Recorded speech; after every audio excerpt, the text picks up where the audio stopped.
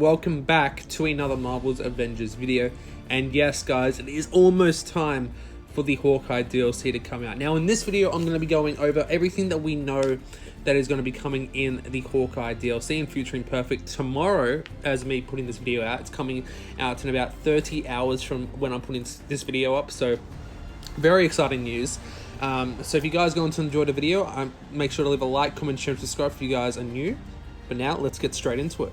So the hype for Marvel's Avengers Hawkeye Future Imperfect DLC is really starting to vamp up right now. I know you guys are really excited for it. I am as well. I'm going to be streaming a hype stream for it. I'll also be live streaming the actual DLC, the actual update when it drops, so make sure to keep an eye out for that. Turn on post notifications so you don't miss out on any Marvel's Avengers content or streams in the future. And of course, we have got mostly everything that we know that is going to be coming in this update. Unfortunately, we don't know the time yet of when it's actually going to be released. If I remember correctly, Kate's DLC dropped about 3 to 4 hours before the actual weekly reset last time, so maybe it might be the same, maybe it might not be, but we'll have to wait and see about that one. So I'm going to do a brief overview of everything that is coming in the update. So first of all, we of course have DLC. We have Future Imperfect DLC. So of course, as we know, Hawkeye is the second DLC character that we got. Of course, we got first is Kate Bishop. Now, without going into spoilers, guys, because of course we don't really have any spoilers or going into anything to do with predictions about the story, of course we know that we are going to go into the future with the new Wastelands biome. We're going to be learning about the Kree invasion, hopefully, when that takes place, what eventually happens as well. If it this DLC may or may not, conclude of what essentially happens with the Kree invasion. We're gonna have to wait and see about that one. Of course, the AIM and Mastro will be a part of this as well. Of course, AIM is a big part of the game. Of course, it won't always be that case. Obviously, the Kree will come into the game at some point. It definitely looks like that way. But Mastro will be the main big villain of this DLC. Like I said, we're also going to be getting a new environment of Wastelands, so a new biome. Now, this is basically what the developers said themselves on a recent developer stream.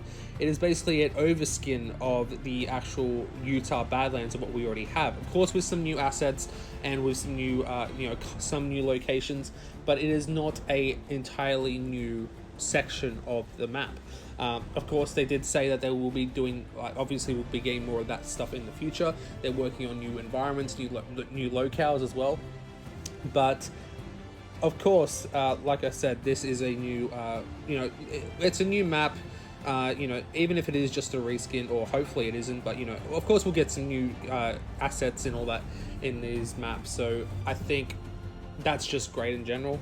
Obviously with the Kate Bishop DLC, we did get much more of the same of the actual map that we previously got. It was the same location but a different map. Now this is the same way I'm thinking that this DLC is going to go as well. Now, as of course that we know that Hawkeye is the second Archer hero to come into the game. Of course, the first two heroes to come into the game after post-launch are Archer heroes. I know a lot of people really aren't happy about that, but we know that the combat is going to be different enough that it will feel unique between the two characters. Of course, they'll have very similar attributes between them. Of course, they are apprentice and master. Of course, they are protege. But as we all know, Hawkeye is definitely going to be is this very skilled archer, and it comes by that he's going to have 10 different types of arrows. Now, you won't be able to shoot 10 different types of arrows all at once, of course, but with all his different skills and movesets, he will be able to configure with 10 different types of arrows, which is very, very cool.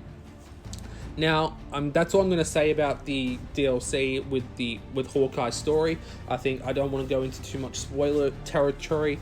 Of course, I haven't played it, but I don't want to go into anything that could potentially be spoilers. So let's move on to something that was announced pretty late on. It was only announced last week. Campaign replay is going to be coming into this update. Now, I know a lot of people are very excited about this because everyone wanted to replay the Avengers Reassemble campaign. For a lot of people, it was the main highlight of the game. Of course, we do get the war zones and the Avengers Initiative, but it gets very repetitive. I agree with this as well. I enjoy the repetitiveness. I enjoy the continuation of getting the gear that you want, but you never really get the best gear that you want. So I like the way that you can just grind. I honestly do like the grinding, guys. I know a lot of you guys don't, and that's completely fine, but I do enjoy it quite a lot. And I think with the campaign, it was quite nice. There was a lot of different maps that you could play along as well. Now, for what we know, guys, and what we actually, it is confirmed that this will not be a new game plus. That is still on the way. This is literally just a campaign replay of basically replaying the campaign. Now, what we know is that where your power levels, it will be scaled up compared to your power levels. So enemies will scale up in this campaign replay compared to your power level. So it won't be the same.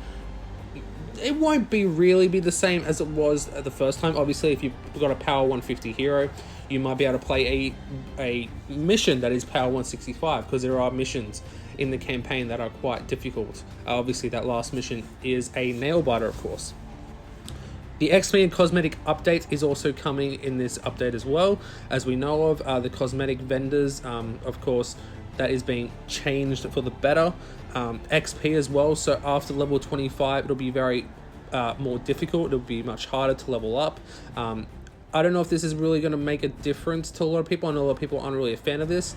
I'm really couldn't care less. Let me know what you guys think in the comment section below. Now, before I forget, I'm going to put up the new loading screen that is going to be coming in the update.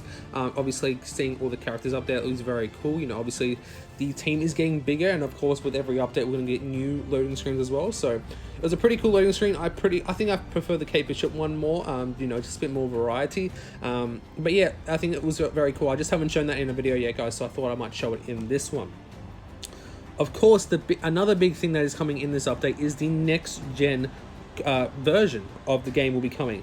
So this is a big thing for the developers, and it's the next step essentially for the game.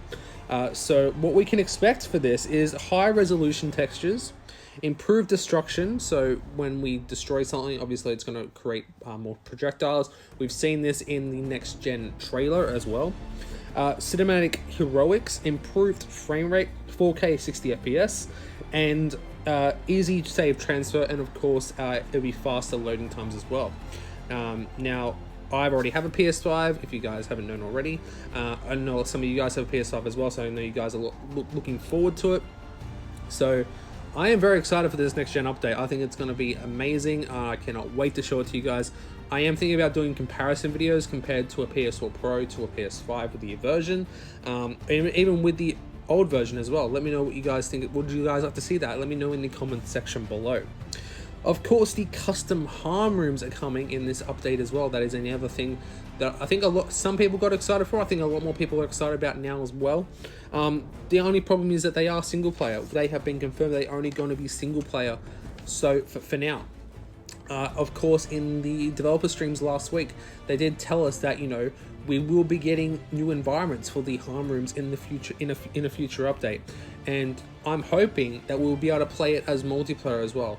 But I think the only reason that it's not multiplayer is how many bots and how many enemies you will be able to fight. I think the game will just lag like crazy if it was multiplayer. This is my only theory of why it isn't multiplayer. To do more with Hawkeye's DLC, we are going to be getting at least 4 villain sectors. Well, we are getting 4 villain sectors in this update. So, of course, one of them will be Mastro, and one of them is, of course, Taskmaster, because, you know, where's Taskmaster? He's always coming back. You can never get rid of him. And what the other two are, I honestly don't know. One of them could be Abomination, and the other one possibly could be MODOK. Is MODOK going to be coming back in this update? It is, like, you know, it was leaked that that MODOK was going to be a villain sector at some point. Is he going to be coming in this update? I don't know. Of course, they could be just elite versions of the Mastro and Taskmaster boss fight of their villain sectors. It could just be the elite versions, or it just could be 2 different ones as well. We have to wait and see about that one. We're also going to be getting new obtainable gear for all heroes. So, of course, in the Kate Bishop DLC, we can only get new gear for Kate Bishop, but in this update, we'll be getting new gear for all characters, so that's very good to hear. The challenge unlocks will be reverted, so of course, as you guys know, it is very bugged at the moment. you won't. Sometimes you can't play challenge 4 on missions unless you do like a little bit of a hack. You know, when you go into taking aim, choose a challenge 4 mission, go back into the initiative, and you'll be able to play challenge 4. But that will be all reverted, so you'll be able to play any challenge you want. So that's very good. And of course, with this update, we're getting patch 1.5. We don't have the patch notes yet, but we will be getting them when the update is out. So I will be doing a video to go over those patch notes.